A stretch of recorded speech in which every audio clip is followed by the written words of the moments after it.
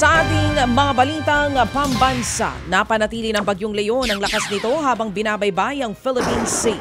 Huling namataan ng bagyo, 840 kilometers sa silangan po yan ng Central Luzon at kumikilos pakanluran. May lakas ito ng hangin na 85 kph at bugso na hanggang 105 kph. Ayon sa Pag-asa, posibleng dumaan malapit sa Batanes ang bagyo sa Miyerkules o Huwebes bago maglandfall sa Taiwan sa Biyernes. Sa ngayon, nakataas pa rin ang signal number 1 sa eastern portion ng Cagayan at maging sa Isabela, pati na sa northeastern portion ng Catanduanes. Samantala, nagpadala naman ng eroplano at helicopter ang Malaysia at Singapore para makatulong sa relief operations sa mga sinalanta ng Bagyong Christine.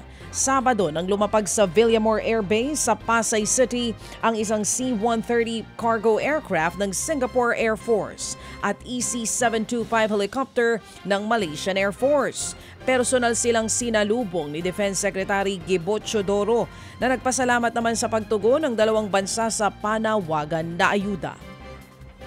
Sa iba pang balita, mga kapatid, panibagong batch ng mga ni-repatriate na OFW ang dumating sa Pilipinas mula po sa Lebanon nitong weekend.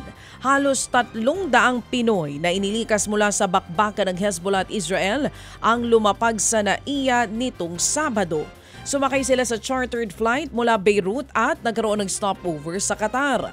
Ayon sa Department of Migrant Workers DMW, makakatanggap ng perang ayuda mula sa kanila sa DSWD at maging sa OWA ang mga umuwing Pilipino. Inaabangan naman ang posibleng paghaharap ni na dating Pangulong Rodrigo Duterte at dating Senador Leila De Lima sa pagdinig ng Senado sa War on Drugs. Sa panayam po ng programang ito, kinumpirma ni Senate Minority Leader Coco Pimentel na imbitadong dalawa sa pagdinig, mamaya po yan bilang mga resource person.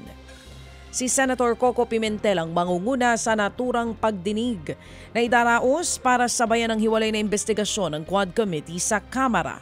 Pare-parehong nadidiin sa extrajudicial killings noong drug war sina Duterte at ang mga kaalyado nitong sina Senator Bato de la Rosa at Senator Bongo.